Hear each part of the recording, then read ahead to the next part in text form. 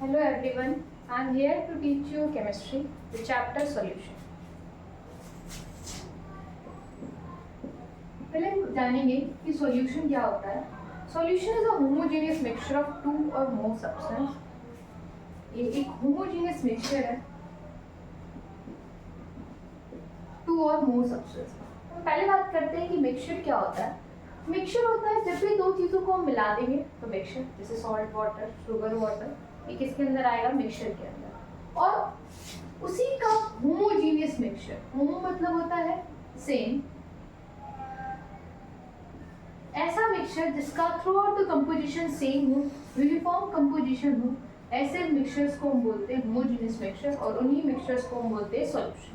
For example अगर हम देखें, हमने क्या किया, एक सब्सटेंस शुगर और वाटर को मिलाया.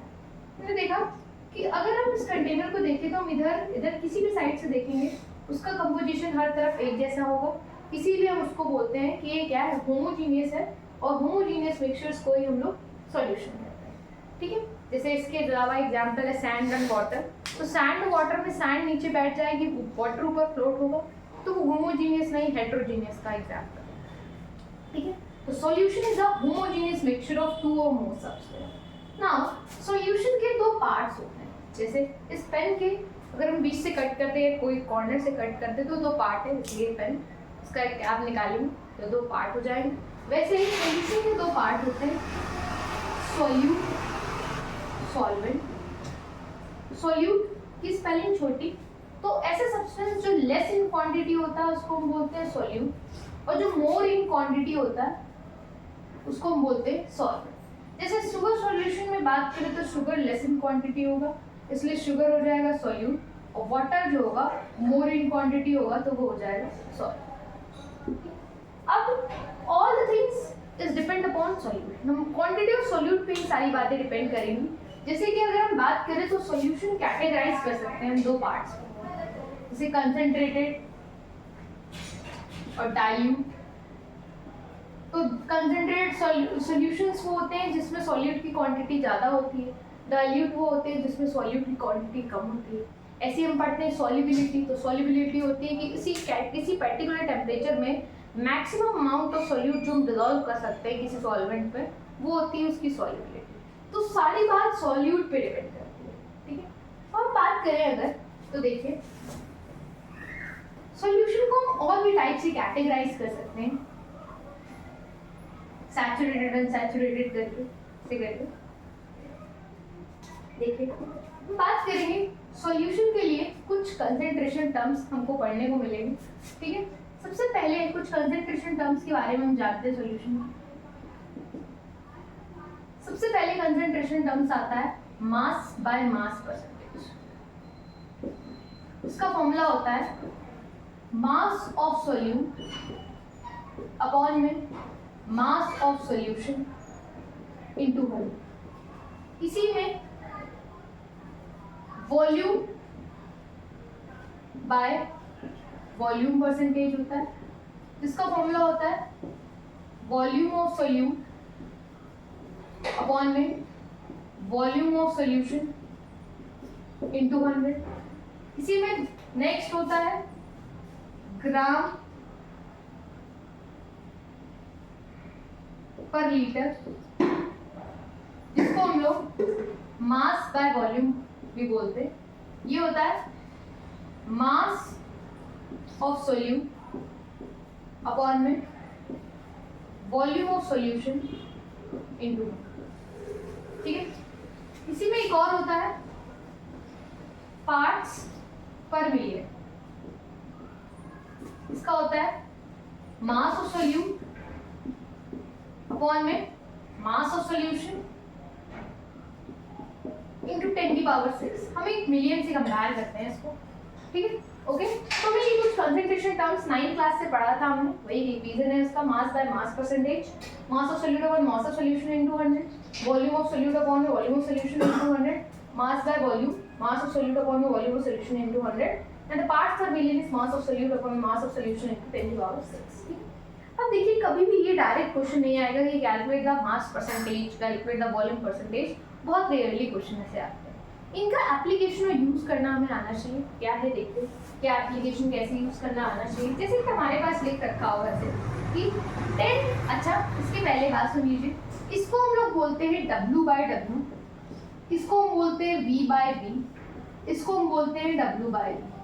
वही मास को W, wait of the solute W/W, V/V volume और W/V।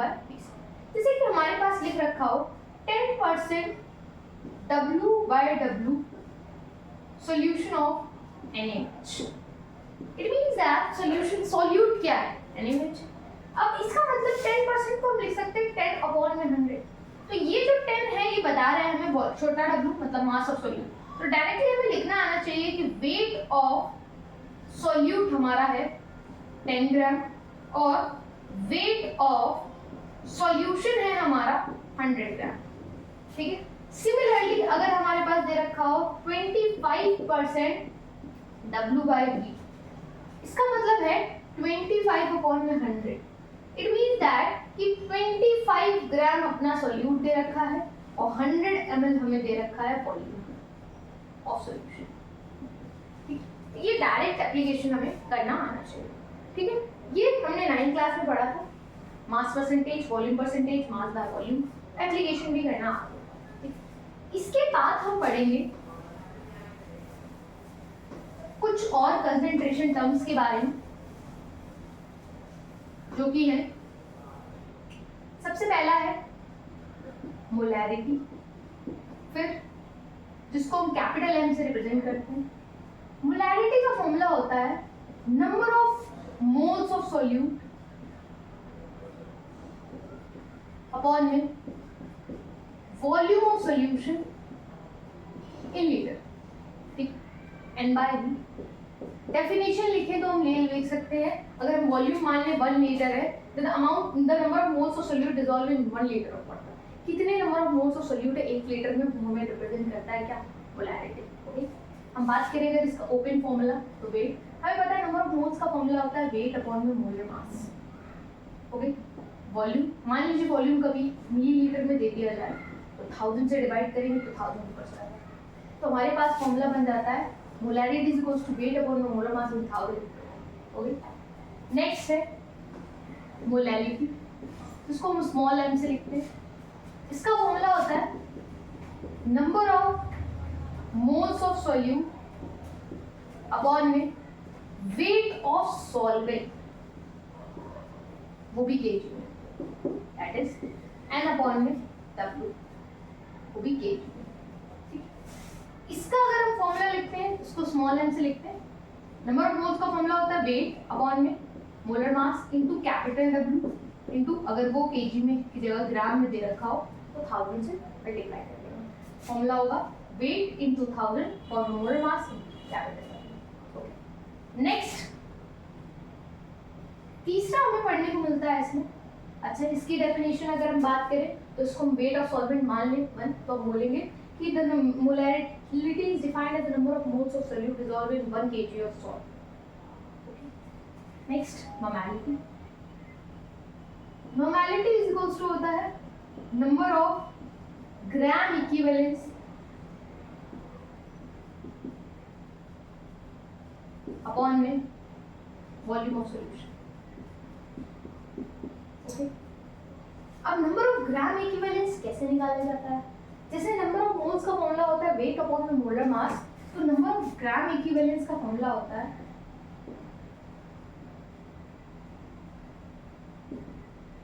वेट अपॉन में इक्विवेलेंट वेट। ठीक, गिवन वेट अपॉन में इक्विवेलेंट वेट। अब इक्विवेलेंट वेट क्या होता है? इक्विवेलेंट वेट हम कैलकुलेट कर सकते हैं मॉलिक्यूलर वेट को n से डिवाइड करके। What is n here? n represents acidity, basicity, valency. Now what about this? देखिए, जितने भी बेसिस होते हैं उनकी एसिडिटी होती है, कितने एसिड्स को न्यूट्रलाइज कर सकते हैं, ऐसे जितने भी एसिड्स होते हैं उनकी बेसिसिटी होती है, कितने बेसिस को न्यूट्रलाइज कर सकती हो, और जितने भी सॉल्ट्स होते हैं उनकी वैलेंसी निकालते हैं। जैसे कि अगर हम बात करें फॉर एग्जाम्पल के लिए, तो जैसे हम बात कर सकते हैं HCl हैव 1 हाइड्रोजन आयन, कितने H प्लस है वो उसकी बेसिसिटी दिखाता है, इसलिए इसके लिए n की वैल्यू हो जाएगी कितनी 1। मान लीजिए हम बात करते हैं H2SO4 की, इस पर 2 हाइड्रोजन आयनाइजेबल तो 2, हम बात करते हैं H3PO3 की तो 3 है इसलिए 3, इसकी n की वैल्यू 2, इसकी n की वैल्यू 3। ओके, नाउ जैसे हम बात करें CH3COOH तो आयनाइजेबल हाइड्रोजन तो एक है ना, इसलिए n की वैल्यू कितनी हो जाएगी 1 हो जाएगी। और अगर हम बात करें बेसिस की तो बेसिस के केस में मान लीजिए NaOH, इसकी n की वैल्यू इसमें 1 OH है तो n की वैल्यू 1 हो गई, KOH n की वैल्यू 1 हो गई, ALOH का होल थ्राइस 3 है इसलिए n की वैल्यू 3 हो गई। नेक्स्ट इज सॉल्ट, जैसे मान लीजिए CaCl2, बड़ा बेसिक सा है कि CaCl2 को तोड़ लिए अगर हम हमें पता है कि जो चार्ज अपोजिट अट्रैक्ट होता है मतलब ये जो कोफिशिएंट है तो C के ऊपर आ जाएगा तो 2 प्लस चार्ज आएगा, Cl के ऊपर आ जाएगा माइनस। तो simple the maximum charge obtained we have the maximum charge is 2, तो दैट इज इसकी वैलेंसी हो गई कितनी। तो अगर हमें किसी का भी इक्विवेलेंट वेट निकालना है तो मॉलिक्यूलर वेट फॉर्म में n एसिडिटी बेसिसिटी है वैलेंसी से निकाल सकते हैं। ओके, तो अब अगर हम देखें तो ये वाला फॉर्मूला काफी सिमिलर लग रहा है, ठीक है, इसमें नंबर ऑफ मोल्स सॉल्यूट है, इसमें नंबर ऑफ ग्राम इक्विवेलेंट, इसलिए हम रिलेशन फाइंड कर सकते हैं मोलैरिटी और नॉर्मैलिटी के बीच। इसके पहले क्वेश्चन कभी-कभी आप पूछते हैं कि इन तीनों में से टेम्परेचर इंडिपेंडेंट क्वांटिटी कौन सी है जो टेम्परेचर पे डिपेंड नहीं करती। हमें आप लोग पता है, हम लोगों ने गैस लॉ पढ़ रखा है PV बराबर nRT, तो हमें पता है कि volume is directly proportional to temperature. Okay, तो हमें पता है अगर वॉल्यूम डायरेक्टली प्रोपोर्शनल मतलब टेम्परेचर जो है वो वॉल्यूम का फैक्टर है, वॉल्यूम का डाउन। तो हम देखें अगर तो मोलैरिटी में भी वॉल्यूम आ रहा है और नॉर्मैलिटी में भी वॉल्यूम आ रहा है, सिर्फ मोलैरिटी एक ऐसा है जिसमें वॉल्यूम नहीं आ रहा है, इसलिए मोलैरिटी जो है वो टेम्परेचर इंडिपेंडेंट क्वांटिटी है। ओके, ठीक है, मोलैरिटी टेम्परेचर इंडिपेंडेंट क्वांटिटी, ठीक है। नेक्स्ट हमें पढ़ने को मिलेगा इसमें एक और नेक्स्ट वाला है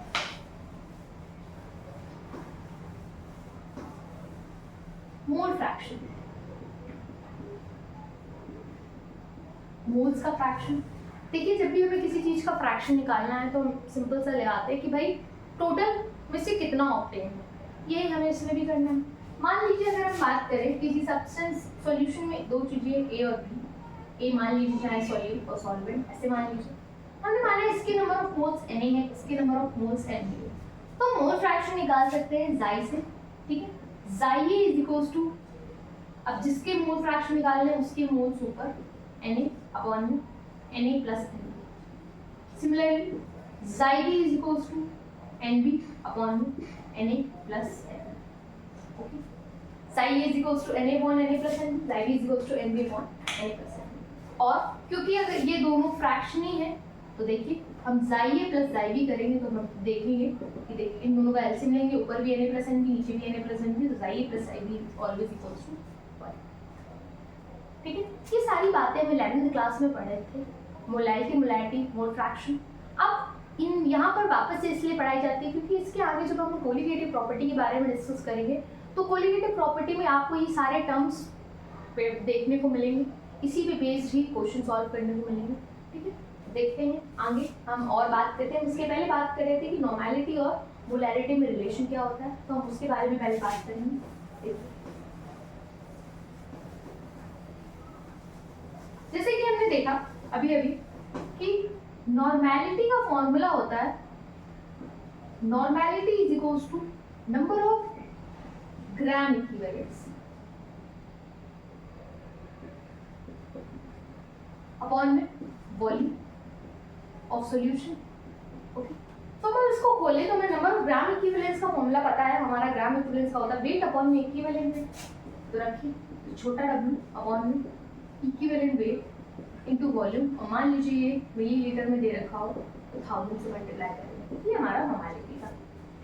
अब अभी हमने पढ़ा था कि इक्विवेलेंट वेट बराबर होता है मॉलिक्यूलर वेट अपॉन में एन। इसको हम सब्स्टिट्यूट करें अगर तो नॉर्मैलिटी इज इक्वल्स टू आ जाएगा वेट अपॉन में मॉलिक्यूलर वेट अपॉन में एन इनटू वॉल्यूम, वो भी ml में, इनटू 1000।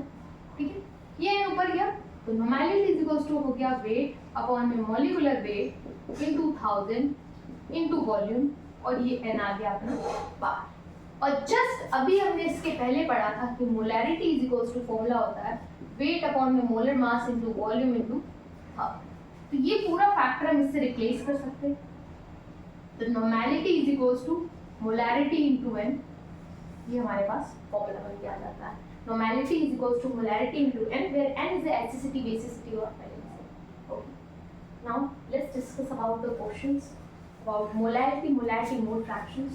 चलिए देखते हैं।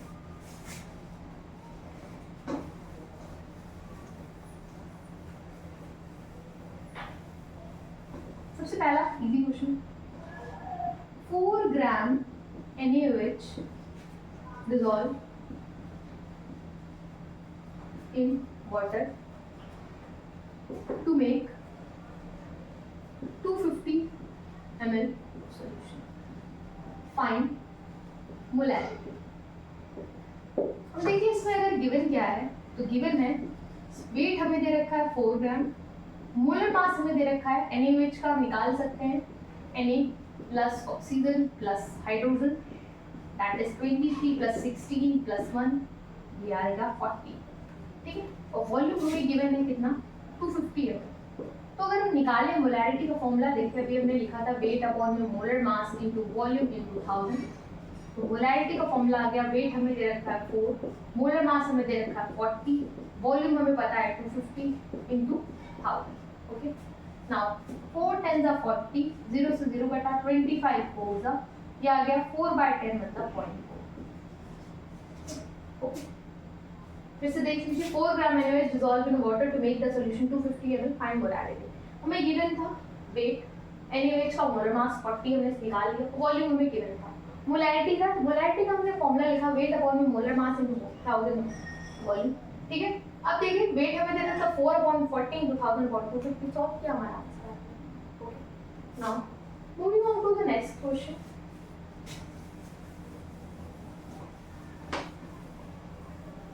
अगला जो क्वेश्चन है वो कह रहा है, देखिए अगला क्वेश्चन है 2.5 gram of ethanoic acid is dissolved in 75 gram of benzene. 2.5 gram of ethanoic acid dissolve in 75 gram of benzene.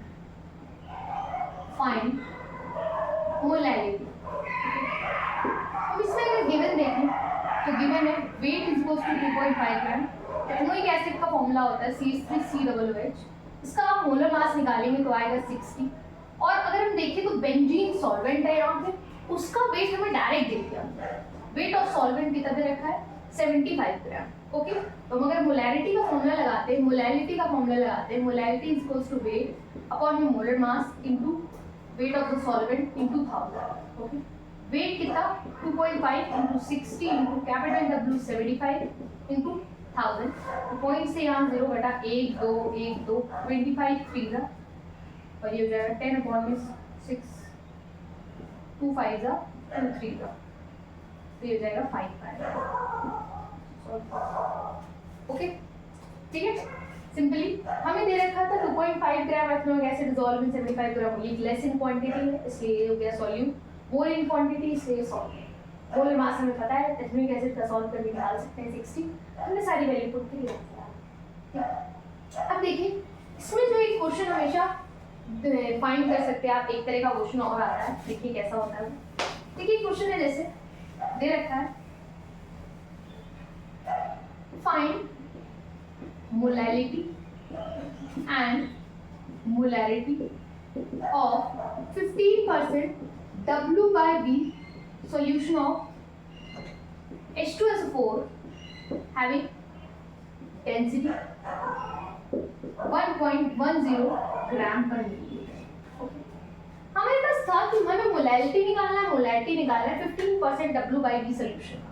अभी जब हमने मास परसेंटेज वॉल्यूम परसेंटेज ये सब डिस्कस किया था तो हमें बताया था कि 15% का मतलब क्या होता है। अगर हम बात करें 15% तो हमें बताया कि 15% का साइन हटेगा तो आएगा 100, और क्योंकि W by V है इसका मतलब हमें दे रखा है कि by weight of solute, solute अपना क्या है H2SO4, तो वेट ऑफ H2SO4 हमें डायरेक्टली दे रखा है कितना 15 ग्राम और वॉल्यूम ऑफ सॉल्यूशन हमें दे रखा है कितना 100 ml। ओके, और हमें कैलकुलेट क्या करना है, मोलैरिटी कैलकुलेट करना, मोलैरिटी कैलकुलेट करना। अगर हम दोनों के फॉर्मूले लिखें तो हमें पता है molarity is equal to formula होता है वेट अपॉन में molar mass into volume into 1000, ठीक है, और molarity is equal to formula होता है वेट अपॉन में molar mass into weight of solvent into 1000। Okay, ठीक है, तो अगर हम देखें गिवन डाटा से तो हमें वेट दे रखा है, मोलर मास दे रखा है, वॉल्यूम दे रखा है, सारी बातें दे रखी, तो मोलैरिटी के लिए सारी बातें दे रखी, हम डायरेक्ट कैलकुलेट कर सकते हैं। अगर हम इस पे देखें तो चलिए अच्छा पहले बाद में देखेंगे, पहले हम देखें जो चीज हमें दे रखी है उसके लिए रख के कैलकुलेट करें। तो हमें दे रखा वेट कितना 15, मोलर मास में पता है H2SO4 का कैलकुलेट करेंगे आप 98 होता है, वॉल्यूम 100 हो जाएगा इनटू 1000, 0 0 0 0 कट गया, ये हो गया 150 अपॉन 98, ठीक है, इसको सॉल्व करेंगे। ठीक, अब हमें दिया क्या नहीं है, weight of the solvent, weight नहीं पता है, ठीक है। देखिए इसमें दो तरह के क्वेश्चन बनते हैं, एक W/W का बनता है, एक W/V का बनता है। जब W/V का बनेगा तो मतलब वॉल्यूम डायरेक्ट दे देगा, तो वॉल्यूम डायरेक्ट दे देगा तो हम क्या सॉल्व कर लेंगे, मोलैरिटी डायरेक्टली आ जाएगी। जब W/W का देगा तो हमें वेट ऑफ द सॉल्वेंट या weight of weights of solvent पता चल जाएगा, तो उस केस में मोलैरिटी फाइंड कर सकते हैं, ठीक है। अभी हम अगर बात करें तो देखिए ये हमारा आ गया, अब हमें बस मेन क्या पता करना है, हमें वेट मोलर मास 1000 सब नोन है, हमें सिर्फ पता करना है वेट ऑफ द सॉल्वेंट। उसके लिए अगर हम देखें तो हमें दे रखी है डेंसिटी, हमें पता है डेंसिटी का फॉर्मूला होता है, density is equals to formula होता है मास अपॉन में volume, density of solution, mass of solution, volume of solution. तो अगर हम देखें तो इसको इधर ले जाए तो मास ऑफ सॉल्यूशन आ जाएगा अपना dV, और डेंसिटी दे रखी है 1.10, वॉल्यूम ऑफ सॉल्यूशन दे रखा 100, उसको सॉल्व करेंगे 1110 ग्राम, ये आ जाएगा अपना सॉल्यूशन का मास। हमें चाहिए किसका, सॉल्वेंट का, तो हमें पता है कि सॉल्यूशन बराबर होता है सॉल्यूट प्लस सॉल्वेंट, तो अगर हमें सॉल्वेंट चाहिए तो सॉल्यूट को क्या कर देंगे, माइनस कर देंगे, तो सॉल्वेंट अपना आ जाएगा कितना 110 में से हमें पता है 15 अगर हम माइनस कर देते तो आ जाता है 95 ग्राम। देखिए अब सारी बातें पता है, हम सब्स्टिट्यूट कर दे वैल्यू में, तो हम अगर इसमें सब्स्टिट्यूट करें तो molarity is equals to given weight अपना दे रखा है 15, मोलर मास 98 इनटू 95 इनटू 1000, इसको सॉल्व करेंगे हमारा आंसर आ जाएगा, ठीक है। तो देखिए अगर क्वेश्चन आता है W/V का तो हम वॉल्यूम डायरेक्टली दे रखा है, तो हम वॉल्यूम का फैक्टर कौन है, मोलैरिटी, हम डायरेक्ट निकाल सकते हैं। लेकिन यही अगर हमें क्या दे रखा हो W/W, इसका मतलब हमें वेट डायरेक्ट दे रखा होगा, तो इस केस में हम क्या निकाल सकते हैं, मोलैरिटी निकाल सकते हैं, ठीक, ओके। चलिए अगला एक क्वेश्चन हम डिस्कस करना चाहते हैं मोल फ्रैक्शन का, देखिए क्या है।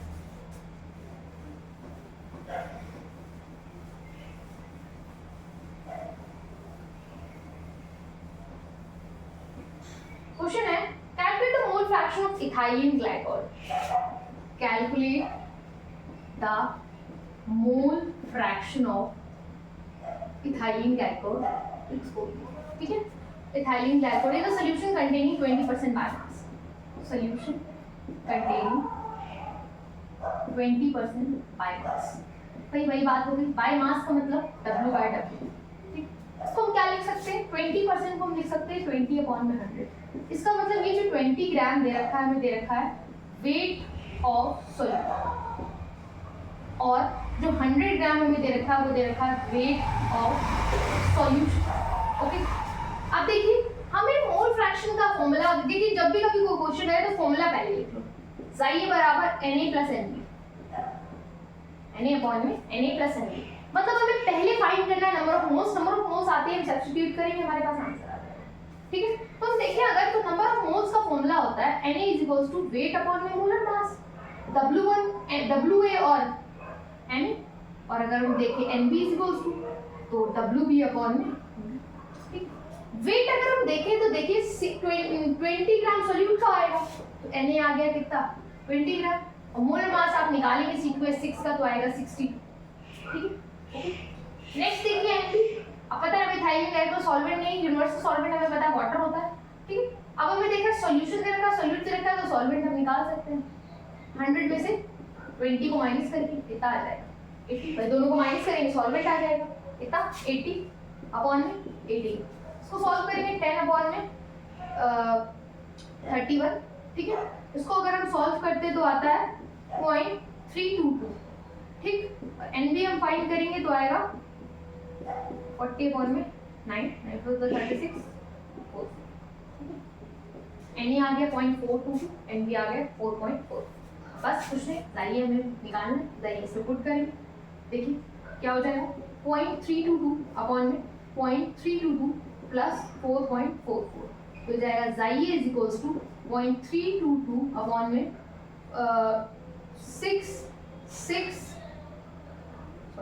2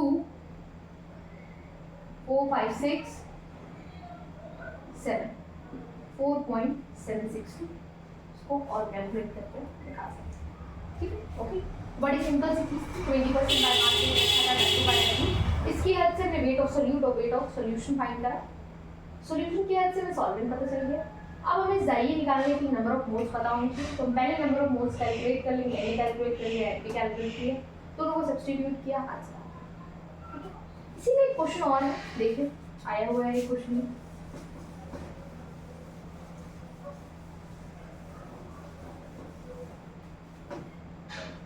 If the mole fraction of solution in HCl is 0.78, calculate its molality. Mole fraction में दे रखा है 0.78, हमें मोलैलिटी कैलकुलेट करनी है। ओके, देखिए मोल फ्रैक्शन में दे रखा है 0.78, मोलैलिटी निकालनी है। अब देखिए जाइए में पता है 0.78, तो क्या हम जाइए नहीं पता कर सकते? पता कर सकते हैं, ठीक है। क्यों पता करना है? देखिए हमें पता है मोलैलिटी का फॉर्मूला होता है N upon W of solvent. तो भाई सबसे पहला चीज तो हमें N पता करना है, नंबर ऑफ मोल्स, और दूसरा वेट ऑफ सॉल्वेंट, ठीक है। मतलब NB का W भी पता करना है, तो हमें दोनों चाहिए होंगे, ठीक। तो हम जाई भी निकालें तो हम जाई भी निकाल सकते हैं। जाई भी इज इक्वल्स टू होता है 1 माइनस जाई, तो जाई भी इज इक्वल्स टू हो जाएगा 1 minus 0.78, that is xi is equals to 0.2, ठीक। अब हमें पता है कि xi बराबर फॉर्मूला होता है Na अपॉन में Na प्लस Nb, ठीक है, और xi बराबर फॉर्मूला होगा Nb अपॉन में Na प्लस Nb। अगर हम इक्वेशन इन दोनों को डिवाइड करते हैं तो हमारे पास आ जाएगा xi अपॉन में xi, और ये Na अपॉन Nb दोनों डिनोमिनेटर सेम है तो कट जाएगा, तो बचेगा Na अपॉन में Nb, ठीक। और जो कि दे क्या रखा है, xi अपने को दे रखा है 0.78 और जाई भी रखा है 0.22, हटा 11 3 9 39। तो हम बात करें 39 अपॉन में 11, मतलब Na अपॉन Nb का रेशियो आ गया 39 अपॉन 11। अब देखिए हमें N में चाहिए, ठीक है। तो Na और Nb अगर हम देखें तो एक कोफिशिएंट लेट करके मान लें तो हम बोल सकते हैं कि Na is equals to 39x और Nb is equals to 11x हो जाएगा, ठीक। Na 39x और Nb कितना हो जाएगा 11x। हमें Na तो चाहिए लेकिन हमें Nb नहीं चाहिए, Nb का वेट चाहिए, तो कहीं कोई प्रॉब्लम नहीं। हमें पता है Nb बराबर फॉर्मूला होता है वेट अपॉन में molar mass is equals to 11x, तो वेट हो जाएगा 11x इनटू मोलर मास। और मोलर मास भाई Nb है क्या, वाटर के मोल्स, वाटर का मोलर मास होता है कितना 80, ठीक है।